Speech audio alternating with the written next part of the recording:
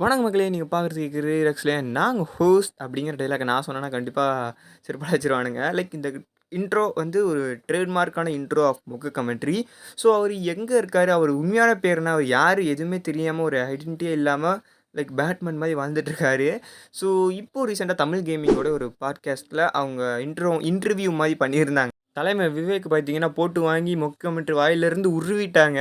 So எனக்கு வந்து இந்த சேனல் ஆரம்பிச்சது ஒரு 3 சேனல் எனக்கு ரொம்ப பிடிச்சி இன்ஸ்பயர் பண்ணி தான். ஒன்று அஃப்கோர்ஸ் தமிழ் கேமிங் அண்ட் மொக கமெண்ட்ரி அண்ட் தமிழ் வாய்ஸ் ஓவருங்கிற சேனல். ஸோ இவங்க 3 பேரும் எனக்கு ரொம்ப பிடிக்கும். அதுக்கப்புறம் அவங்களுடைய சின்ன சின்ன ரெசம்பல்ஸ் என்னோடய சேனலில் நீங்கள் பார்க்கலாம். அவங்க பார்த்து ஸோ நானும் ஒரு சேனல் ஆரம்பிக்கணுங்கிற ஒரு ஆசையில் ஆரம்பித்த சேனல் தான் இந்த சேனல். இந்த வீடியோவில் வந்து மொக கமெண்ட்ரி உளறிட்டார் சில விஷயத்தெல்லாம். அதெல்லாம் வச்சு பார்க்கும்போது லைக் எனக்கு ரொம்ப கிட்ட தான் இருக்கார். அவர் எந்த ஏரியாவில் இருக்கார் அப்படிங்கிற ஒரு கொஸ்டின் தான் ஃபஸ்ட்டு இவங்க கேட்டிருப்பாங்க. ஹோல்டா சொல்றீங்களா? சொல்றேன் ப்ரோ. சொல்லுங்க. அண்டர் எல்லாருக்கும் தெரிஞ்சிருக்கும். கொளத்தூர். பெரம்பூர் தெரியுமா உங்களுக்கு?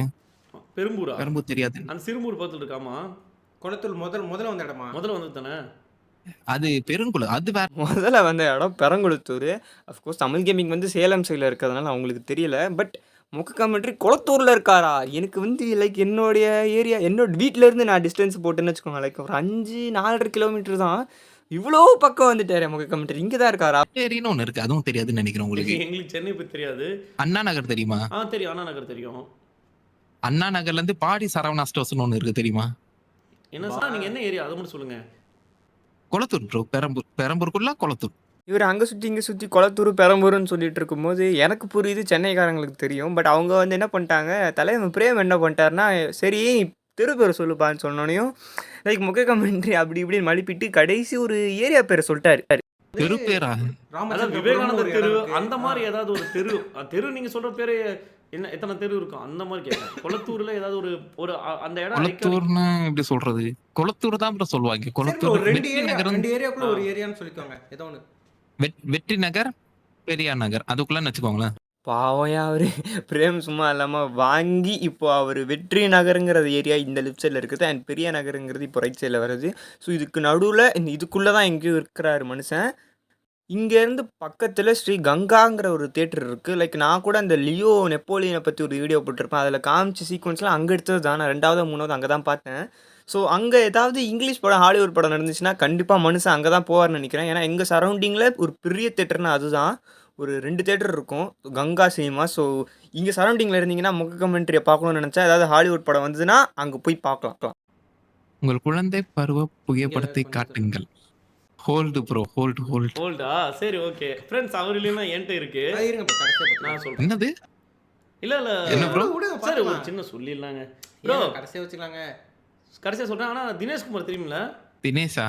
நிறைய தினேஷ் இருக்காங்க, நீங்க யாரை கேக்குறீங்க? தினேஷ்குமார் உங்க friend Dineshkumar, Vinod.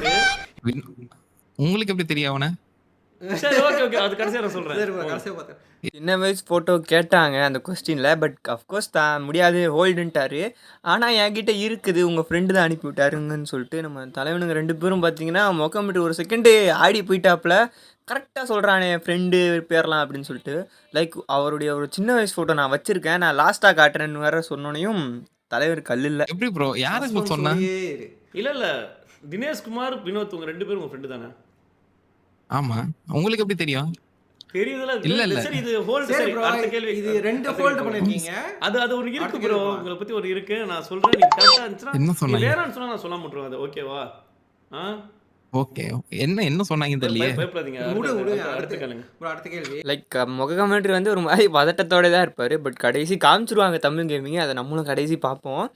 And next வந்து மெயின் சேனல் மொக்க கமெண்ட்ரி சேனலோட இன்கம் மட்டும் சொல்லுங்கன்னோனையும் இவர் எதுவுமே யோசிக்கவே இல்லை, வேணாம் அதெல்லாம் சொல்லவே இல்லை. ஓகே ப்ரோன்னு சொல்லிட்டு உடனடியாக ஸ்டுடியோவில் போய் பார்த்து சொல்லிடுவார். மெயின் சேனல் மட்டும், மற்ற சேனல் விட்டுருங்க. மெயின் சேனலோட வருமானம் $968 ப்ரோ. $968. ஓகே. இதெல்லாம் அவருடைய பர்சனல் ப்ரோ அப்படின்னு நீங்கள் சொல்கிறது புரியுது. பட் இருந்தாலும் இவர் எந்த ஒரு ஆடுமே வாங்கினது இல்லை. எனக்கு தெரிஞ்சு இப்போ காசு வாங்கிட்டு ஸ்பான்சர் பண்ணுற மாதிரி எந்த ஒரு ஆடும் சொன்னதே இல்லை.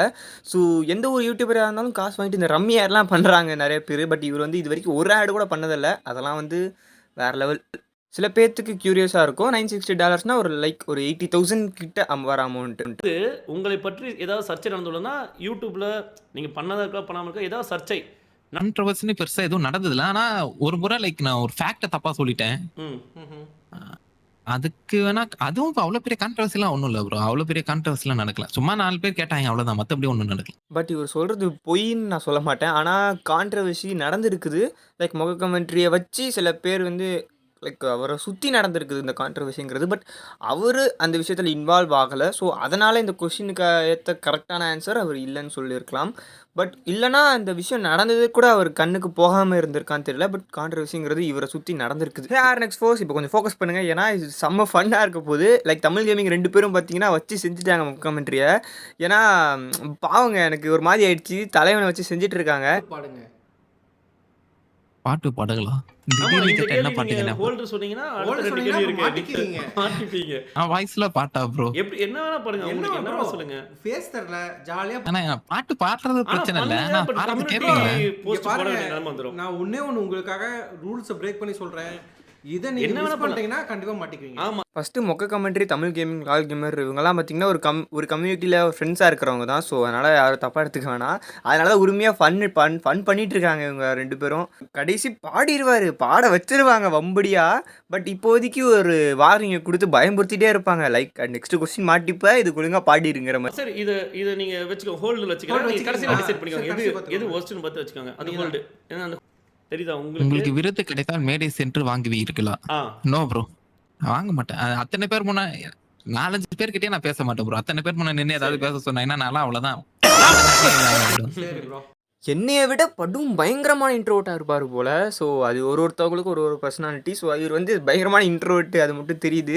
ஸோ கண்டிப்பாக எனக்கு அவார்டு எவ்வளோ பெரிய ஹாலிவுட்லேருந்து அவார்டு கொடுத்தாலும் வச்சு வாங்குவீங்களான்னு கேட்பாங்க. அப்போ கூட நான் போகவே மாட்டேன்ப்பா சாமி அப்படின்றவாரு. இன்னும் பல சுவாரஸ்யமான விஷயம்லாம் அதில் நடந்துச்சு. அவருடைய ஃபோட்டோ காமிக்கிறது அண்ட் முகக்கமிட்டு பாடுவாருங்க. அது ஒரு பயங்கரமான பாட்டை பாடுவார். ஸோ அதெல்லாம் நம்ம நெக்ஸ்ட் வீடியோவில் பார்க்கலாம். இது ஆல்ரெடி லென்த்தாக போயிட்டுருக்கு. இன்னும் பயங்கரமான விஷயம்லாம் நடந்திருக்கு. ஸோ அதெல்லாம் அடுத்தடுத்த வீடியோவில் பார்க்கலாம். ஸோ நீங்களும் நம்ம சேனல் சப்ஸ்கிரைப் பண்ணலாம், மறக்காம சப்ஸ்கிரைப் பண்ணிக்கோங்க. ஆர்என்எக்ஸ் ஃபோர்ஸ். ஸோ நான் வந்து எதுக்கு இந்த வீடியோ பண்ணுறேன்னா எனக்கு வந்து முக கமெண்ட்ரி பிடிக்கும். ஸோ அதை பற்றி நான் அவரை பற்றி தெரிஞ்சுக்கிறது வச்சு ஒரு வீடியோ போடலாமேங்கிறதுக்காக தான் போட்டிருக்கேன். ஸோ இது யார் படத்தையும் புண்படுத்த நோக்கம் அல்ல. நானும் அவருடைய தீவிரமான ரசிகன் தான். Tata bye by.